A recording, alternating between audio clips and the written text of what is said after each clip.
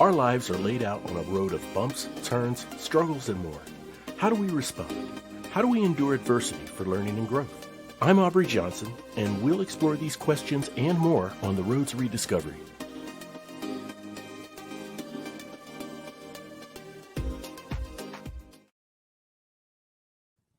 Hello, everyone, and welcome to another episode of the Road to Rediscovery. I'm your host, Aubrey Johnson. The Road to Rediscovery is about reflecting on life lessons to learn and grow from them, and of course, pay it forward and help others who are struggling through dark times. Now, as you know, on the Road to Rediscovery, we are very focused on delivering quality content that is of value to you and your personal growth. If you like what you hear, please visit roadtorediscovery.com/donate. That's road, the number 2, rediscovery.com/donate. We'll give you a shout out in a future episode. And as always, there is no obligation. We are truly grateful for your listenership.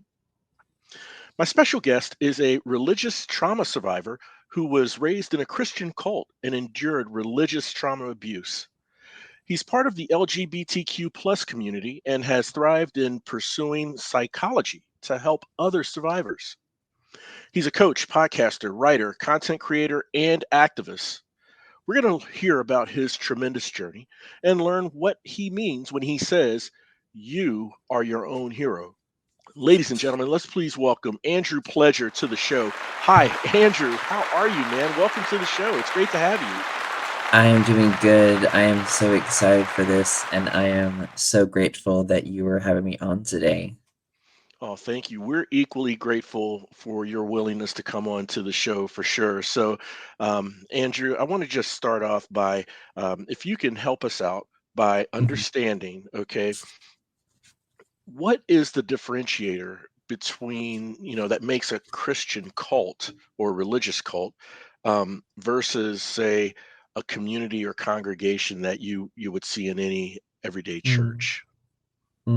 Yes, I think this is a great question because there can be a lot of confusion between the two.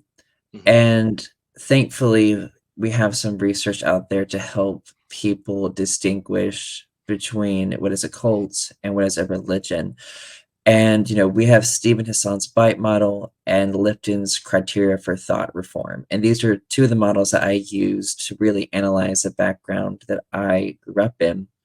And so Stephen Hassan's B.I.T.E model, which stands for behavior control, information control, thought control, and emotional control, and Mm, all these different aspects of that. So how far is a group going to control your behavior? hmm.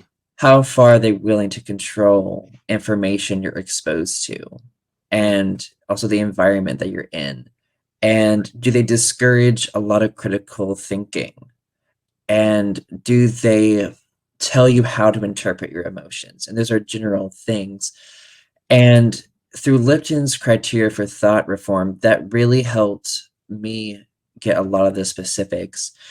And for people who don't know my background, I grew up in the independent fundamental Baptist cults. okay. And I'm just going to be talking about from that example, from my experience when I realized that was a cult. And one of the things that stood out to me was part of Lipton's criteria is called sacred science. And it's when the group claims that their way is the only way. Hmm.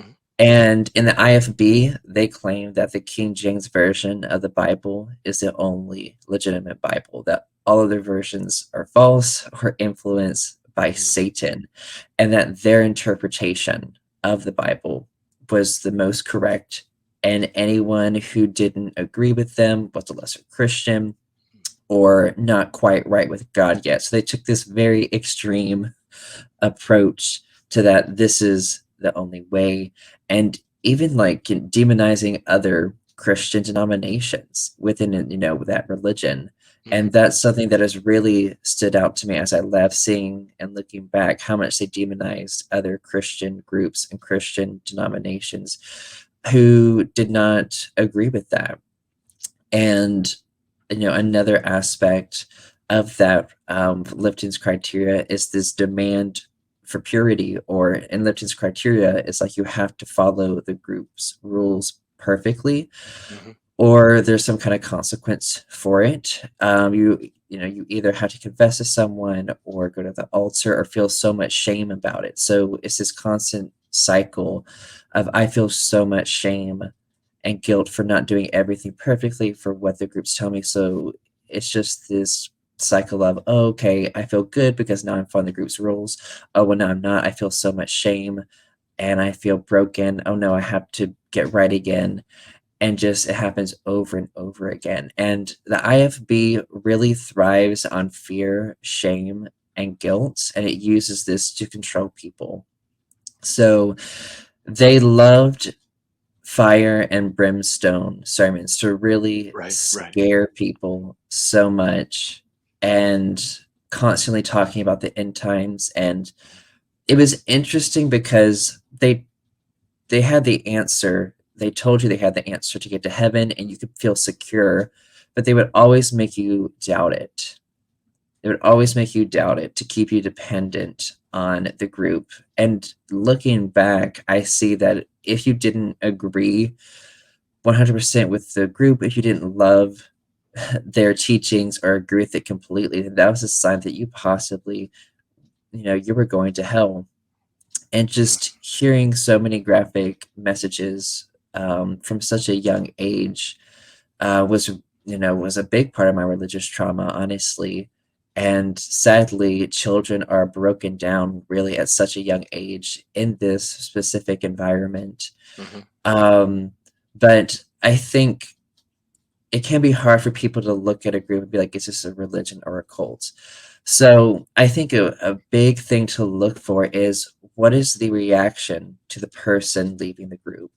How are they treated once they leave the group? Is there a smear campaign? Are they shunned? Are they cut off from everyone? Are they the other? And that's another common sign. It's this extreme us versus them mindset. We can't trust people at all Hmm. outside the group and we can't socialize with them. And, Hmm. we're the ones in the group, we're saved, we're right. It's kind of has this superiority complex to it. So I think that is a big indicator. And there are healthy religious environments. And that's something I didn't experience until my college years, which is really strange to me. Yeah. And I'm going to talk about it just a little bit because, you know, when I finally found a healthy church in my college years, it was the exact opposite of what I grew up in, and it was Hmm. really weird to me. Going to a church and actually feeling love and community and feeling Hmm. safe, not having all this screaming and yelling and constant putting down and hateful messages. It was Right. like genuinely love, like Christ wanted. Yeah. Anyways, Yeah. so it was really strange to me, but I think it was good for me to experience that because I Hmm. had to get this very narrow idea of what a Christian meant because that was my experience with it. So I needed to explore other ways that people do it or different ways that people see it. And that's just a quick little rundown of the differences between a religion and a cult. Well, thank you for sharing that, Andrew. I really Mhm, appreciate that because I think that really clarified mhm, a lot of questions I know that I mhm, had, and I'm sure that our mhm, listeners have. And so there's two things I want to know. First off, I want to know, um, because of the abuse and the trauma you went through mm, in this Christian cult, and then making that transition or taking that chance, that step mm, to a healthy religious community or a healthy congregation, mm, um, was there any degree of nervousness, or not skepticism so much, but maybe fear and nervousness mm, from what you've gone through mm, initially, into thinking that it could possibly be the same in this mm. environment? Yeah, yeah, it's interesting. Just for a little context for Hmm. people, I w- I did this. I changed to a different kind of church in my college years, and I was at Bob Jones University. Okay. So this is when I did that, and also for context, I was also homeschooled my entire life for the Mm, purpose of indoctrination and was exposed to a lot of fundamentalist Christian mhm, propaganda. So mhm, that definitely also played a big role in that. mhm. But yeah, while at Bob Jones, it was crazy to me because I was not the church I changed and went to in my college years, I wasn't even allowed to go to Bob Jones University's standards. Yeah, yeah. And it was funny, and that made it scary that I was going to a church I wasn't even allowed to go to, but I Mm, wanted to experience progressive Christianity because that's something I had never been exposed to, right. and I was genuinely curious. And yes, I was really nervous about it, and I tried to, emotionally prepare myself, and I was pleasantly surprised. And even though it was a healthy environment, there were still things in it that were triggering, phrases that were triggering to me, songs that were triggering Yeah. because of the trauma my mind and brain had associated with those experiences. Mhm. And so yeah, it was really scary, but I'm glad I took that chance because that's how I was able to connect with people Yes. outside of that fundamentalist group because I Right, right. needed to. I had to get out of that environment. So that was nice for me Mhm. to connect with people outside of this environment and honestly just have a place where you can actually belong and feel safe. And that's so important to us as human beings. We need that. And that was a need that wasn't fulfilled growing up. And it was Right. great to be able to find that in a healthy religious environment. Very nice, very nice. And I'm glad you took that chance as well, you Mhm. know. And I think it sounds like, Andrew, one of the driving forces in you taking that chance is curiosity, you know. Mhm. And I think Yes. it's important for us to be curious and to remain Mhm. curious throughout our lives, because Mhm. in my background, I always have the mindset that I'm always learning. You know, Mhm. we don't know everything. Yes. We don't have everything figured No. out, right? Mhm. Yeah. Yes. So I wanted to see if you could share with us just some examples of the trauma that Mm. Mhm. you reflected on, or knew, or felt Mhm. that you were going through, Mhm. at the time you were trying to make the decision to separate yourself from this group. I guess using the bite model, what were Mhm. some of the uh, uh, examples of abuse and Mhm. trauma you've gone through that may have had an impact on your emotions or on your Mm. beliefs and so forth? Mhm. Yeah, I mean, I think probably the first memory I have Mhm, of a kid of that religious trauma mhm, is I think I was around 7 or 8 years old, and there was a guest preacher at the church I grew up in, mhm. and he told a very horrific, graphic sermon on hell, Mm, wow. and it was I had never heard such a descriptive. It was just all the graphic things he would talk about how demons would do all these things to you, and Yeah, then to yeah. have my parents reaffirm that, and I was so scared of that, and Oh my. I struggle with nightmares from such a young age, Yeah. and I remember, coming home from that church service and Mhm, just not being able to sleep, and I was just so scared because, I was given all these horrific images and ideas of hell, and also being told that, being described to these horrific spiritual beings or demons that are around me constantly and are mhm, constantly messing with my thoughts, and mhm. I'm like, can I even trust anything that's happening Yeah. in my mind, or am I being influenced by this or that? And my mom came into the room, and she showed me the plan of salvation that the IFB taught, Okay. and it was like admit that you're a sinner, believe that Jesus died on the cross, and confess your sins. Mhm, And she's like, oh, once you do that, you'll be fine. There's no need to worry. mhm. And once that happened, that did calm me for a little bit. But there's always that they would try to plant that seed of doubt in Yeah. your mind that you possibly weren't saved. Yeah. if you didn't follow these certain rules or do these certain things. So that fear was kind of always there, and the idea that spiritual warfare was constantly happening, it Oh, kind of it yes. kept you in like a state of hypervigilance, I Yes. guess you would say. Um and to me that was the first memory of that. Mm, And I think, in addition to that,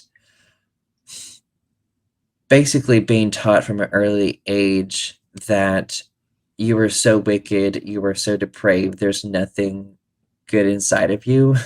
mm. It's really harmful, especially like for developing children. Yeah, right. Developing children need to build healthy self-esteem. Yes. Yes. But what I've realized looking back on the IFB, it was never about what was doing best for children or what was healthiest for children. It was about what could break the child down Hmm.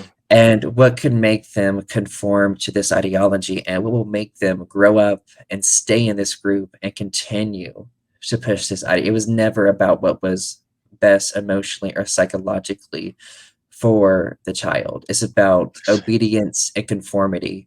Yeah. That was the priority for them. And Mm, so, in addition to that, I had these teachings reinforced at home. And, homeschooling and then at this cults I grew up in, the interaction between both of these had a big impact. But I mean, there were times growing up, my parents really used religion to control and abuse. I remember being told from a young age, and this is an instance that I remember, that I wanted like a candy bar from the store because I did something good, and I'm like, oh well, I did this good thing, so I right. deserve Right. this. I accomplished something. And Yeah. I remember my mom being really harsh, and she was like, "Oh no, you don't deserve that. You deserve to burn in hell for eternity. Oh my That's what you gosh. deserve." So it was just such a Oh. harsh reactions like that from a young age. So I think I learned very quickly early on that I could never be loved or accepted for really myself, that I had to conform to this ideology and people please in order to get the praise and the esteem I at least tried to get as a child. And, other things, my parents did have a lot of very harsh physical punishments growing up, especially my father. Right. And so, me and my brothers, we lived in fear of like messing up or making mistakes, Mm, afraid they would get physical punishment. So we really walked on eggshells a lot. We learned not to have like show our emotions. We learned not to have opinions oh my. about anything, and Mm, just kind of keep quiet, conform, and just obey. And no problems were addressed in my family at all growing up. So there was just, a very toxic family dynamic. And, and especially like even at home and at church, hearing so many hateful messages about the LGBTQ plus community did yeah. have a major impact on me once, I was aware of my own sexuality and like the confusion, because I was taught that it wasn't, or that I was taught that it was a choice, but I wasn't experiencing it that way. So it was really confusing to me. And, for the longest time, I didn't think I met their criteria of, their version of sexuality because it didn't meet their extreme view. But Hmm. once I really learned about sexuality a little bit at least and understood, it was hard because when you're told over and over again, that God, like, you're an abomination, really, Oh and yeah. Yeah.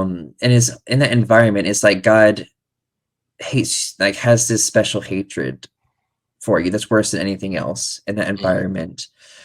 And, that really, especially, from that young age, it really destroys your self-esteem. And, growing up, I did find comfort in believing there was a higher power that cared about me somewhere. right. Even though that message wasn't always consistent, it changed. That was another thing. The kind of love bombing that happened in that environment is that sometimes God seemed like this amazing, loving, being, and other times it seemed like he was so angry and hateful, wanted to destroy you. So I was just really confusing, Sure. from such a young age, and it's just a lot of that, just all those messages, all those years just being internalized, with the very anti-LGBTQ plus, things, just completely just having you deny your own humanity Right. and Right. have you feel shame for it.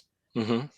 And at times that there were a lot of, even at my church had a Christian camp, like there were a lot of psychologically abusive messages. Like I remember as in elementary school at that age, going to this Christian camp Mhm. and having these adults tell me that, I better share the gospel with anyone and everyone that I can, or I could be the reason that someone burns in hell for eternity. Mhm. And having just, again, this fear, shame, and guilt through all these different kinds of messages that really they really break you down as a person, and they don't let you don't really get to form your own identity and sense of who you are, and you're disconnected from your body, your thoughts and emotions, so you're really under their control.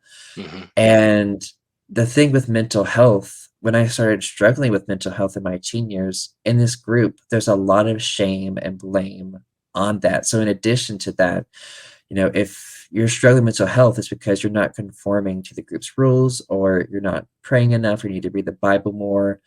And so I learned to try to hide mental health symptoms, which of course made them much worse. And I did struggle a lot with depression in my teen years, horrific depression. Mhm. And it got to the point where, like, I couldn't hide that anymore. And my parents didn't know what to do, and they really didn't handle it well at all. And there was a lot of shame and blame Right. around that too, which of course made me want to hide it more.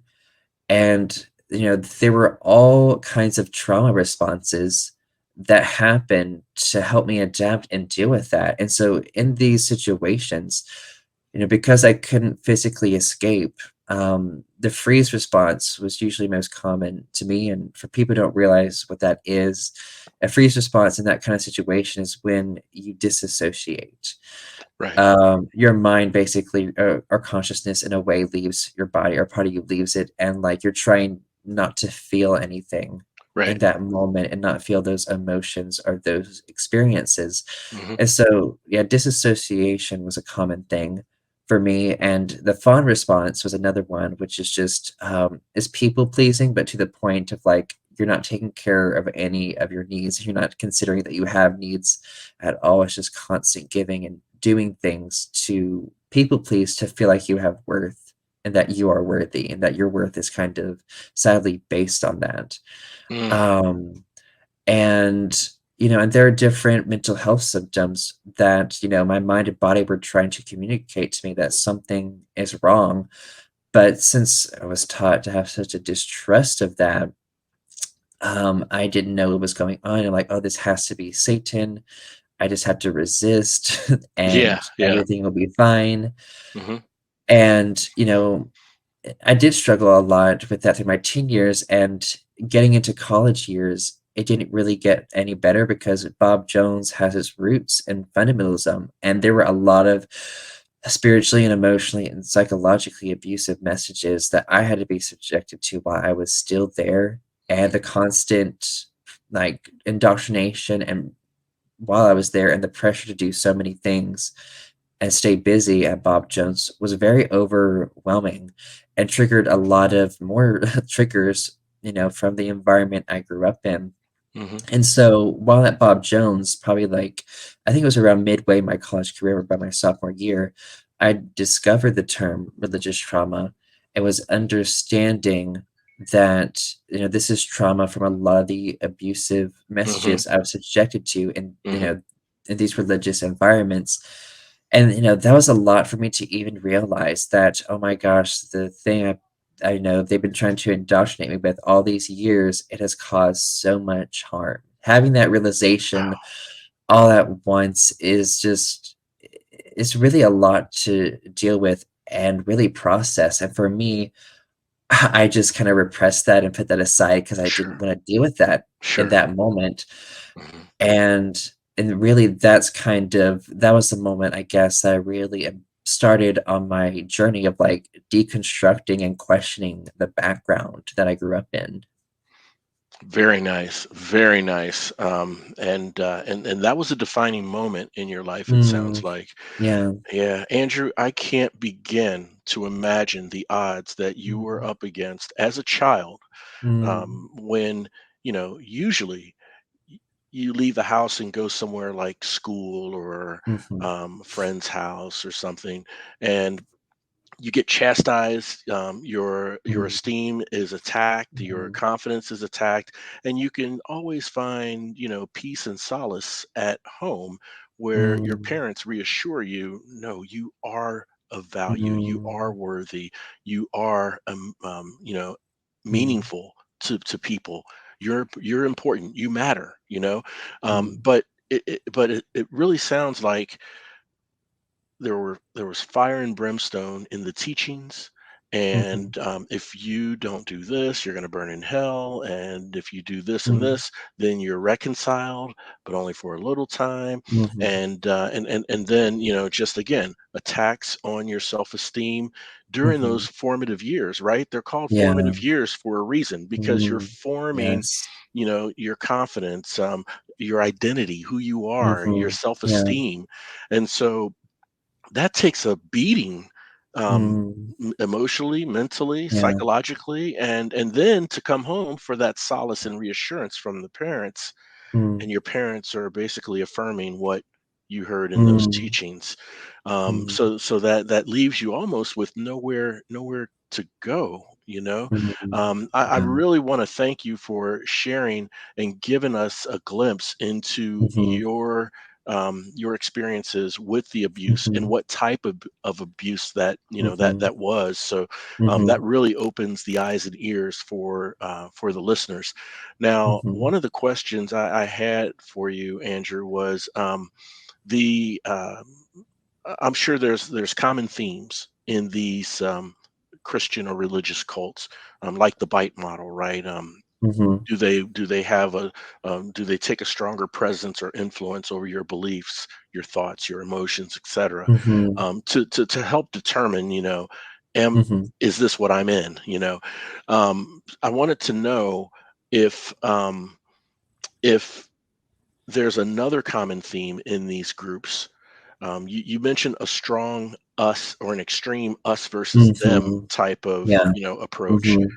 Yeah. Yeah, and so is there another common theme in these groups in which there's one central figure who is, trust me, I'm really trying to stay away from the word prophet, but just one Yeah. influential, um, I know what uh, you mean. Yes, like the vocal person, leader. Mhm. yeah, that that Mhm. that that Mhm.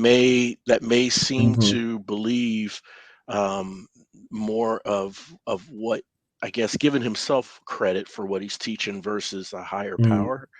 Mm. Is that a common theme as well, or not? Yes, that is definitely a common theme, and that was something I too questioned in the Hmm. environment I grew up in, was the devotion Hmm. and really obsession that people had with the pastor in my church, Hmm. and this was a red flag to me in my teen years when this happened. I didn't know how to deal with it or label it, but Hmm. I remember there was, a member of the group who was praying in the pulpit, and they were praying to Jesus or God, and they were like, "Dear God, help us to be more like Brother Bobby." Hmm. Hmm. And that really stuck out to me because there were moments they taught us to be more like Jesus, but then again, this member just prayed, "Help us to be more like our leader." Hmm. And the obsession that people had over him, and even my own parents, they would just get so emotional, and they would Hmm. actually at times get upset with me because I wasn't enamored at Right. all with him. I Right. didn't have this extreme admiration or devotion to him that they did, and Right. that's why I think my parents stayed there so long, is that this Hmm. devotion they had to him. And looking back, another red flag was when people left the environment. I would hear my parents say things like, "Oh, I can't believe they left, like, they're not devoted to Brother Oh, Bobby." Chester. Yeah, yeah, yeah. I was Bobby. like, "Brother Bobby," I was like, okay." Yeah. Like, oof. Mhm. And the way they would talk about him, it was like he was Jesus himself, and honestly, and I get what you're saying, there's this charisma Yeah, about them, right. and, you know, and it's interesting because I remember when he died, my parents were saying they said, "Oh, that was the last great Christian that we had on this planet, and he Oh, just wow. died." Wow. Yeah, that's a red flag, and with these types of leaders, Mhm. I'm a huge believer of energy feeds off of energy. And so, Mm. as this leader, having the charisma, Mhm. conveying that energy, and I'm not saying it's good or bad energy, but conveying the energy to draw to Mm. draw the to draw the attendees, or to draw the people in the community to this person, Mhm. and then of course that energy, from the Mhm. people that are drawn to him or her, um, they feed off of that and start to Mhm. believe that they're the Yeah. ones delivering the message and not from a higher Mm. power. So, Mm. yeah, it sounds like energy fed off of energy in that Mhm. case, and I guess in a lot of cases where religious cults have this type of recurring theme.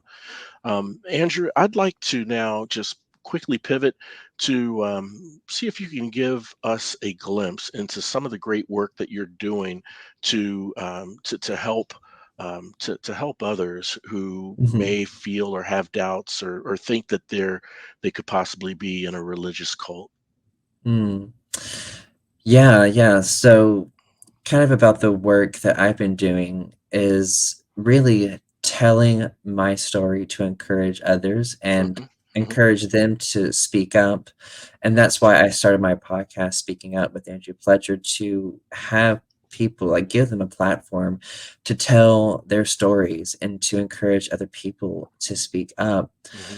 But, if someone is listening and they have doubts or is wondering if they're in a cult, Yeah. I would suggest not being vocal about that to members in the cult because that is never ends up well at all. Right. Right. There's usually a lot of shame and blame around that, or like, oh, you're not good enough, or you're not, trusting the leader or the group Yeah. enough. Yeah. And so I think I think the thing that makes it really hard, I mean, if you are even questioning your group, that's a great sign for you personally. Yes. Because people who are indoctrinated into a cult never think they're in a cult Hmm. at Hmm. all. They never do. Not until some kind of awakening happens, some wake up call happens. So if you're even questioning that, I think that's a good sign that you still have your critical thinking skills Hmm. and you have a sense of identity. But I would say, to people who are questioning, um, there are plenty of cult podcasts online. You can hear other people's stories too and Right. see similarities and learn. You can research online the criteria for a cult, like Stephen Hassan's bite model, Lipton's criteria for thought reform, Hmm. Hmm. and understanding that. And, leaving a cult, it's not easy Right. because it's your whole world and it's purposely set up that way. You're so dependent on the group, your family is in it and your friends are in it. And at times it's your school too. And there's just so much playing into it. And you don't have, and unless you learn to secretly network, which is what I did. Right. I had to secretly do that, but Hmm. in order to get out. But while you're in that group and you find out that it is a cult, or you're realizing that, you know what, this is not a healthy environment.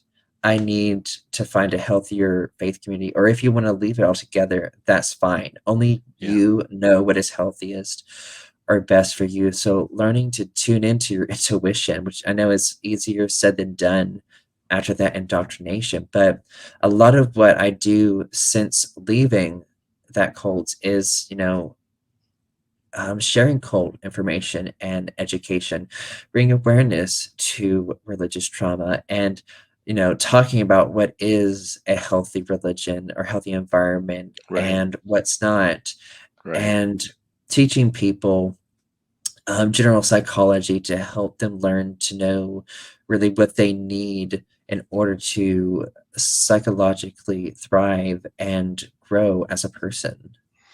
Very nice. Very nice. So, um, you're helping to transform lives and really impact others Mm, by sharing your story, spreading the message, and it's that that's mm, tremendous. Those are tremendous efforts that you're doing, broadening the awareness. Right, that's very mm, important.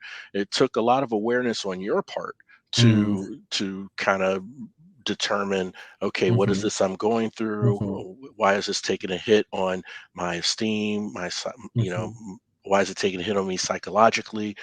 mhm, And that takes a lot of self-awareness and a lot of motivation, because mm. what you're diving into and what you dove into, Andrew, is not pleasant, but you have No. to go through that Mhm. murkiness Yeah. of unpleasantness to find the fresh flowers, so to speak, the fresh Mm, smell, the fresh scents. So you come out on the other side, a transformed person, mm, and equipped to transform others. So, mm. Yeah. Andrew, this is absolutely wonderful. So, can Well, you thank you. share for? Oh, absolutely. I appreciate and commend you for the work that you're doing in helping people. First off, determine whether or not that's the environment they're in, and then secondly, Mhm, by sharing your story and mhm, giving them visibility to mm, resources, helping them determine how mhm, how to get out. So, Andrew, how can the listeners learn more about you, follow you, and even mhm, subscribe to your subscribe to your podcast? mhm. Yeah, so I'm very active on social media. Hmm. Just look up Andrew Pledger, and I'll give you a link too for the show notes. I have like a Okay. basically a link tree, a lot of um links to my social media, my Hmm. podcast. I try to make it so it's very easy for you to find things. But yeah, I on my website, I have a section of a lot of free resources for people to look into that are in different sections Hmm. that really they're resources that helps me. And I've been like collecting them, trying Yeah. to put them together for other people to find so they don't have to take so long to find those resources. And really that's what I hope to that people will look at and that will help them on their recovery journey.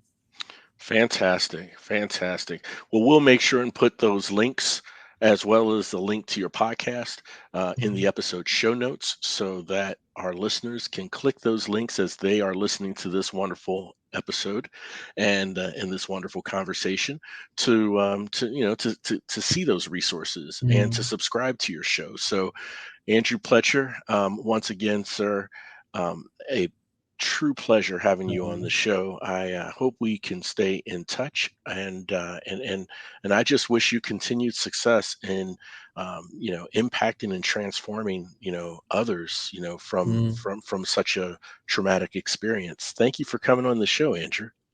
Of course, thank you so much for giving me this platform, and I have greatly enjoyed coming on your show.